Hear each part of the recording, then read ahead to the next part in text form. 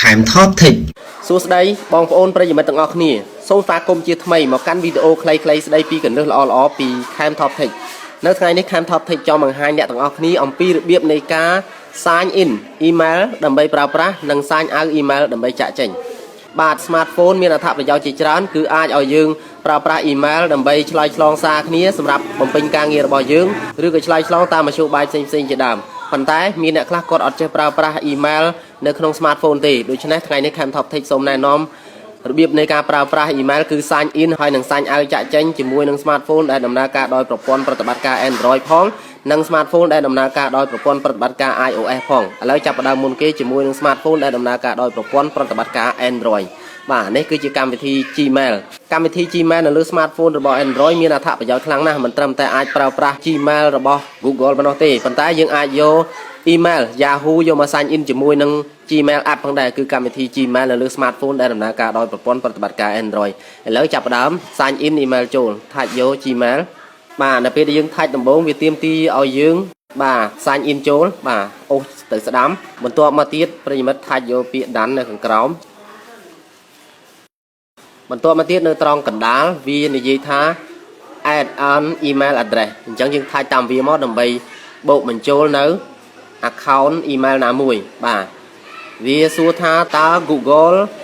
ឬក៏ personal បាទបើសិនជាប្រិយមិត្តប្រើប្រាស់ Gmail គឺ @gmail.com ប្រិយមិត្ត select យកខាងលើ Google ហ្នឹងប៉ុន្តែបើសិនជាប្រើប្រាស់ Yahoo outlook.com ឬក៏ email អីផ្សេងទៀតហ្នឹងប្រិយមិត្ត select យកខាងក្រោមណាកុំឲ្យមានការភ័ន្តច្រឡំបាទបន្ទាប់មកហើយខ្ញុំគឺ Google ខ្ញុំប្រើប្រាស់ Gmail ខ្ញុំយកខាងលើហើយ type យក OK មកបាទបន្ទាប់មកវាឲ្យប្រិយមិត្តជ្រើសរើសជំរើសចំនួន2គឺ existing and new new មានន័យថាបង្កើតថ្មី existing មានន័យថាមានហើយអញ្ចឹង type យក existing ដោយសារតែយើងមាន email ហើយដើម្បីយកមក sign in អញ្ចឹងខ្ញុំដាក់ email Cam Top Tech ចូល Cam Top Tech បន្ទាប់មកដាក់ password ប៉ុន្តែខ្ញុំសូមមិនបង្ហាញប្រិយមិត្តទេអំពី password បាទប្រិយមិត្តទាំងអស់គ្នាបន្ទាប់ពីដាក់ password និងវិស័យដ្ឋាន email រួចហើយសូម type យកខាងក្រោមគឺនេះនៅខាងក្រោមមិត្តសញ្ញាទៅមុខហ្នឹង type ទៅហើយទៅ type OK បន្តបាទនេះវាកំពុងតែ sign in ហើយបន្តមកទៀត type យកទៅមុខបន្តនៅខាងក្រោមបាទបន្តមកទៀតប្រិយមិត្តឃើញហើយនេះគឺជា email ដែលខ្ញុំបាន sign in អំបញ្ញមិញបាទបន្តមកដើម្បីប្រើប្រាស់ email ហ្នឹងប្រិយមិត្តក្លេកមើលខាងក្រោម take me to Gmail បាទ type ខាងក្រោមនេះមកពាក្យខាងក្រោមនេះបាទវារត់ទៅកាន់ប្រអប់ email របស់យើងហើយគឺ mailbox របស់យើង primary នេះទៀតលេចចេញនៅ email ហើយមានន័យថាប្រិយមិត្តអាចប្រើប្រាស់បានតែម្ដងហើយនៅខាងក្រោមមូលនេះសញ្ញា big នេះគឺប្រិយមិត្ត type មកដើម្បីបង្កើត email ថ្មីឆ្លើយឆ្លងសារ email ថ្មីបាទនេះគឺចប់ហើយរបៀបនៃការ sign in email ចូល account ជាមួយ smartphone ដែលដំណើរការដោយប្រព័ន្ធប្រតិបត្តិការ Android បាទឥឡូវ sign in ចូលហើយខ្ញុំនឹងជម្រាបប្រិយមិត្តអំពីរបៀប sign out របៀប sign out email នៅលើ smartphone ដែលដំណើរការដោយប្រព័ន្ធប្រតិបត្តិការ Android มัน sign out នៅទីនេះឡើយនៅទីនេះគ្មានកន្លែង sign out ទេបាទយើងចូលទៅ sign out នៅត្រង់កន្លែង setting របស់ smartphone បាទប្រិយមិត្តទៅរកកន្លែង setting មក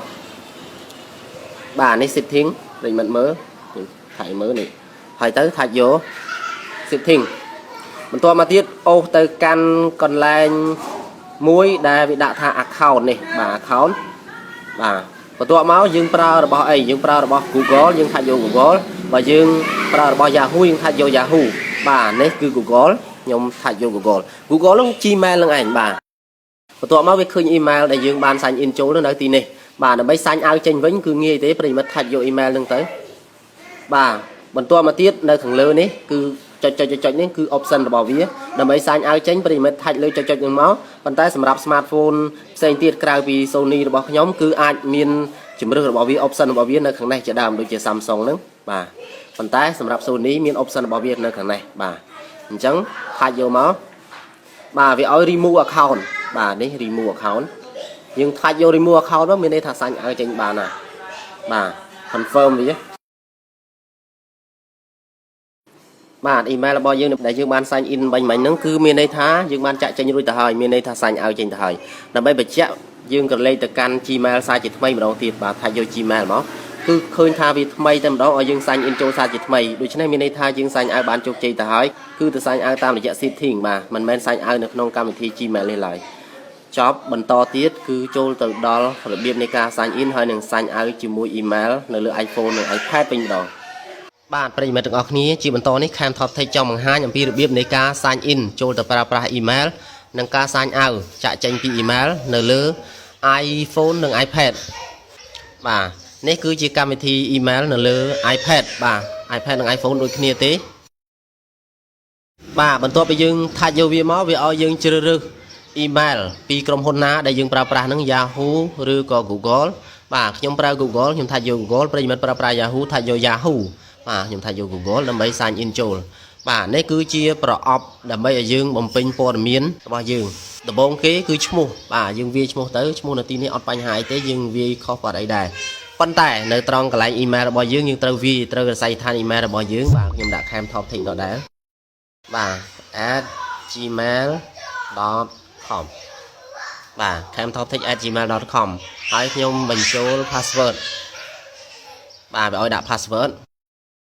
បាទនៅពេលដែលយើងដាក់ account gmail.com អញ្ចឹងនៅខាងក្រោមនេះវា load ឲ្យ Gmail តែម្ដងបើមិនយើងដាក់ Yahoo វានឹង load ឲ្យ Yahoo តែម្ដងបន្ទាប់មកទៀតប្រិយមិត្តថាច់យក next បាទនៅខាងលើបាទបន្ទាប់មកទៀតគឺវាទៅមុខមួយជំហានទៀតហើយចុងក្រោយប្រិយមិត្តគ្រាន់តែ save វាទៅចូលទៅកាន់ email នឹងបានហើយគឺប្រើប្រាស់បានហើយបាទនេះវាចូលទៅកាន់ប្រអប់ email របស់យើងនៅក្នុង iPhone ឬ iPad បាទចង់ដឹងប្រិយមិត្តថាច់សាក់មើលទៅបាទនេះគឺជាសារ email ដែលយើងទទួលបានចូលរបៀបសាញ់អាវ email ចេញពី iPhone និង iPad វិញបាទខ្ញុំយក home ឡើងវិញ